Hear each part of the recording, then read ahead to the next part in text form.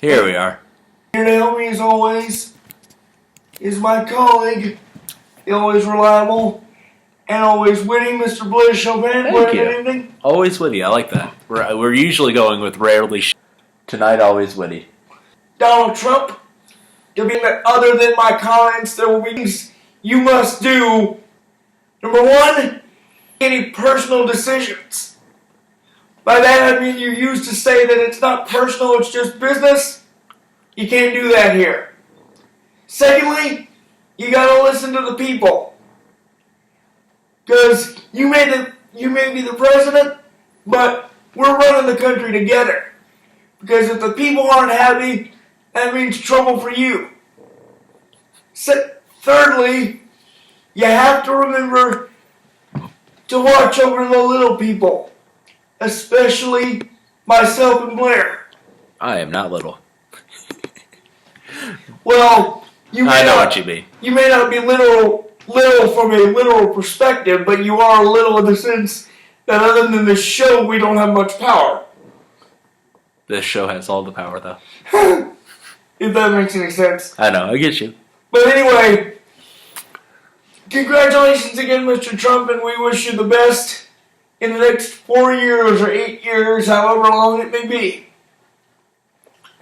But, getting back to the wrestling, this has been a very interesting week for Raw and Smackdown. Because, as you know, we're just 10 days away from the 30th annual Survivor Series. And the teams for the Raw versus Smackdown matches are starting to take some interesting shape. Because last Monday night on Raw, Stephanie McMahon dropped a bomb when she named Seth Rollins, of all people, the fifth man on Team Raw. Now ordinarily, you would think that's not a big deal. But considering all the bad blood that's been going down between Stephanie and Seth over the past few months, I saw this as a big shock. Because how do we know Seth's not going to become a mole? Well, what do you make of this? Well, when I heard you tell me that, it is slightly surprising. But there's a few ways it could play out. Either, like you said, Seth is a mole, or Stephanie's looking for a way to betray Seth, or Stephanie's just going, this is like you were saying with our president earlier, this is best for business, our future president. So it could either be like we could score a major superstar, or they're setting it up for him to betray her, or most likely she's going to betray him. Could be. But they're in a fatal five-way, and guess who ended up winning? Rollins. He was the last one standing, which gives him momentum, but could also make him an easy target as far as Team Smackdown is concerned. Meanwhile, there's been another Major League shakeup on SmackDown. Because get this, it was supposed to be Bray Wyatt, the WWE Champion, AJ Styles all together on Team SmackDown. However, this past Tuesday, Shane McMahon decides to name the young upstart James Ellsworth Team SmackDown's mascot. And let's just say the team didn't take too kindly to that. So next thing you know, he tries to pair Baron Corbin, AJ Styles, and James Ellsworth in a six-man against Randy Orton and the Wyatts. But Corbin said, no, I'm not going to have anything to do with that. So as a counter, Shane said, all right, we're going to put you in a singles match against Kalisto.